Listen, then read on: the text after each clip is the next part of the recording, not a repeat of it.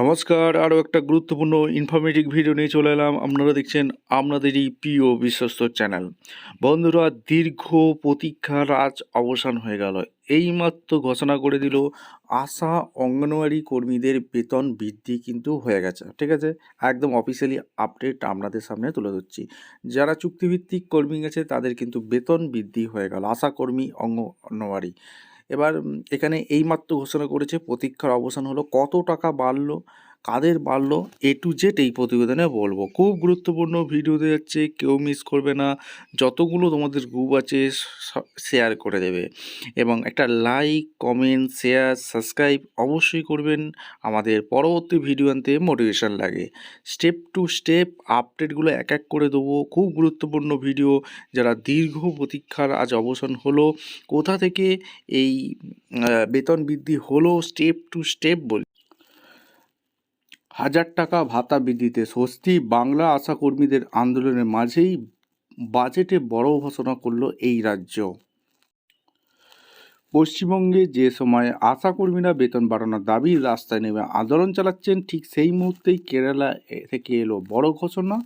কেরালা সরকারের বাজেটে আশাকর্মীদের মাসিক ভাতা বাড়ানোর সিদ্ধান্ত আশা ওয়ার্কারের সামনে আসতেই স্বাভাবিকভাবে বাংলার আন্দোলনরত কর্মীদের মধ্যে নতুন করে প্রত্যাশা তৈরি হয়ে গেছে।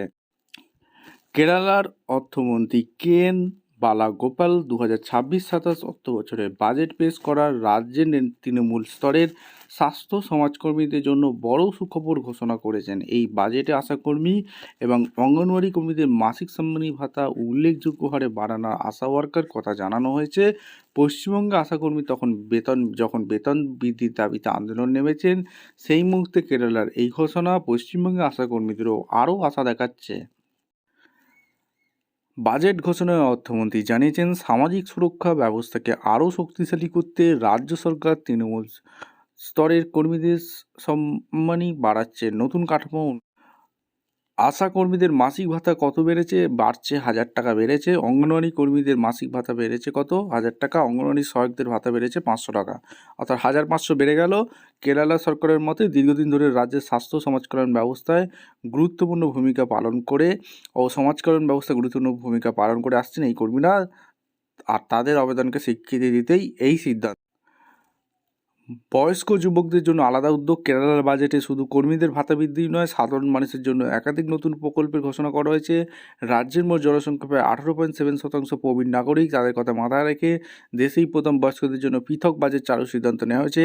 সামাজিক সুরক্ষা পেনশনের জন্য বরাদ্দ করা হয়েছে 14,500 কোটি টাকা। একই সঙ্গে কন্ট্যাক্ট টু ওয়ার্ক নামে নতুন একটি প্রকল্প চালু করা হচ্ছে। এই প্রকল্পে 18 থেকে 30 বছর বয়সী শিক্ষিত বেকার যুবকদের 1 বছরের জন্য প্রতি মাসে 1000 টাকা করে বৃত্তি দেওয়া হবে। এই খাতে বরাদ্দ করা হয়েছে 400 কোটি টাকা। ঠিক আছে, ভিডিওটা ইনফরমেটিভ হলে আমাদের চ্যানেলে ফার্স্ট টাইম থাকলে চ্যানেলটাকে সাবস্ক্রাইব করে বেল আইকনটা টিপে রাখতে হবে। কেরালায় আশাকর্মীদের বেতন বেড়ে গেল, বাংলায় কি বাড়তে চলেছে? বাজেটে বাংলায় আশাকর্মী অঙ্গনওয়াড়ি কর্মীদের কি বেতন বাড়তে চলেছে? অবশ্যই আপনারা কমেন্ট সেকশনে মতামত জানাতে ভুলবেন না। দেখা হচ্ছে কোনো পরবর্তী ভিডিও। ধন্যবাদ।